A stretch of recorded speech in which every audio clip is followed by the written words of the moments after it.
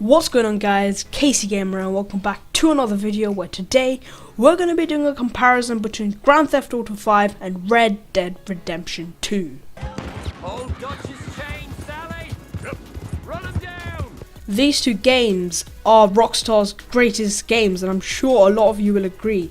They're both about a gang of criminals trying to make as much money as possible, but Red Dead is set back in the 1800s, so with horses and no modern technology, whereas GTA 5 is set in the 21st century with cars and modern technology and all that.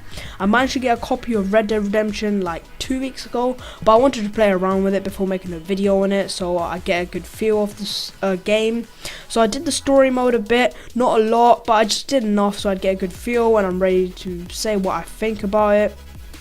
And also, I'm making this video before the online mode is released, so I haven't got a chance to play it yet. So if you're watching it when it's out, I don't know what it's about. But I've compiled a couple of things which make me feel that Red Dead Redemption 2 is better than GTA 5. Now, before I start, I'd like to say both of these games are amazing in their own ways. And since Red Dead was released like 4 years after GTA 5, it of course had to be better, otherwise no one would want to buy it or have a reason to apart from the new story. But without any further ado, let's get straight into this video.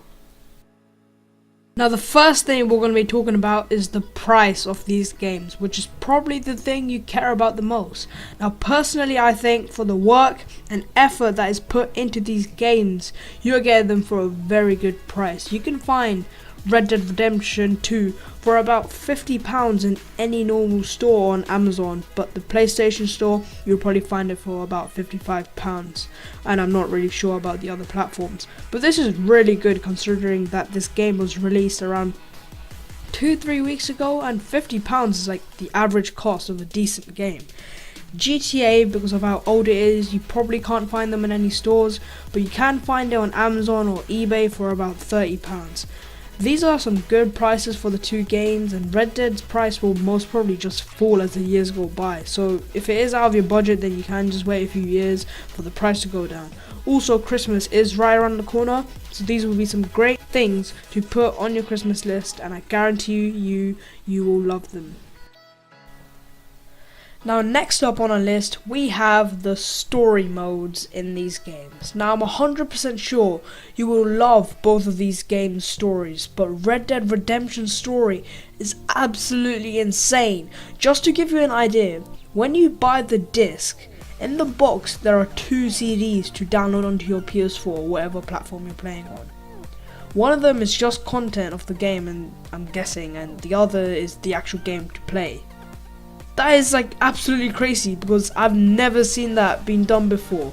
And the story mode in this game is 60 hours long. Just let that sink in for a moment.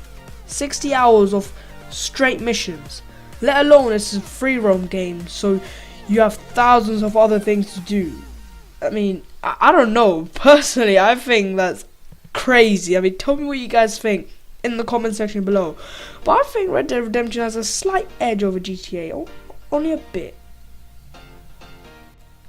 Now, next up on our list, we're going to be talking about the size of these maps on these games. Now, these are probably the two largest maps that have ever been released in a free roam game. I mean, both of these games have such enormous maps, which your character will slowly discover as the game goes on and you do more missions.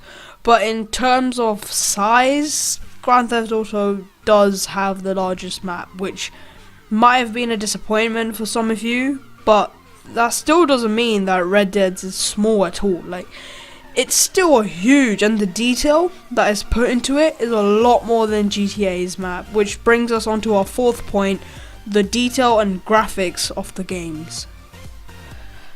Now, the detail and graphics of these games is amazing, and if you have played with any of these, I'm sure you will agree with me. But in my opinion, I think Red Dead Redemption does have a slightly more real look. As you can see on your screen, the colours and just everything just feels right.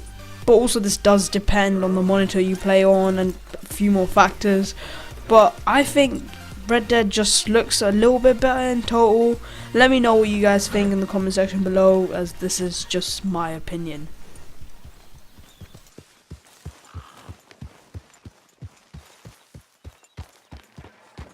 Slow up now. Anyway, next up on our list, we're going to be talking about traveling the map. Now, though Red Dead does have a smaller map, when you play it, you will not feel like that. And this is because of the way you travel. In Red Dead, the fastest way to move around is by horse. So traveling from one end of the map to another on a horse will take a lot longer than it would in GTA because of the jets and supercars that are in GTA, which allow you to travel a whole lot faster. Also, on your horse you can spam sprint, which allows you to go like slightly faster, but it is only for a limited amount of time until he or she gets like too exhausted, which I'm not really a big fan of. But in GTA you don't have to worry about anything like that because the cars and jets have like an unlimited amount of fuel, so you can just keep going until you want to stop. Next up on our list, we're going to be talking about interacting with NPCs. Now, this wasn't really a large feature in GTA 5, and I'm fairly sure in like a really early update, they added a feature where you would say something to someone by pressing right on the D-pad, and they would just give a sour reply, and that's the end of the conversation.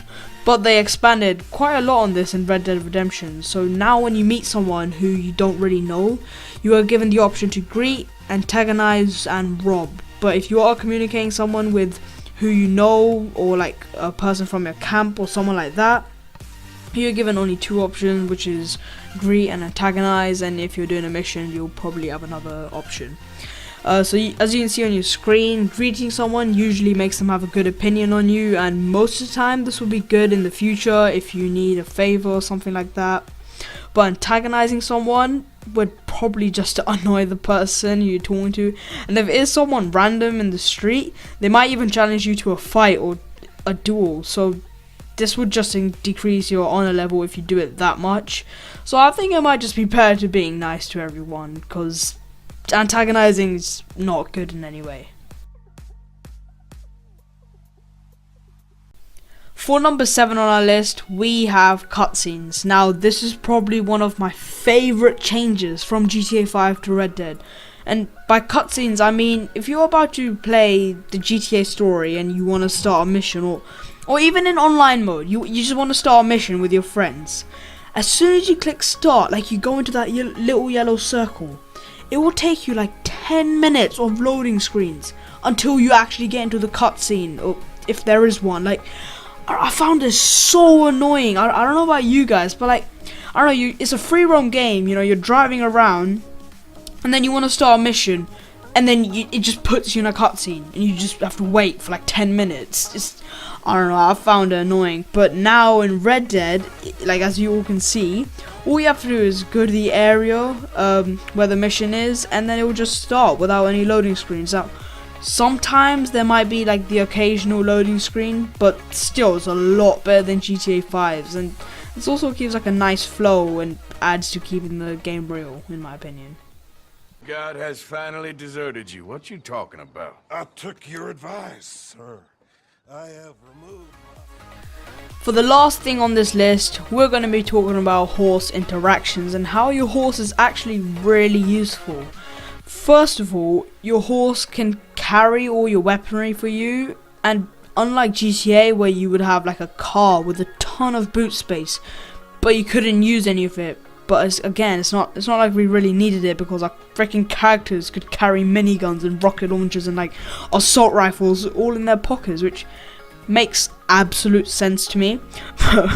But as well as your guns, your horse can also carry like healables and like campfires, which is really helpful, because if you need to get into a fight or you need to camp out somewhere, you can just take it off your horse and use it, which is a lot more realistic than putting a damn minigun in your pocket.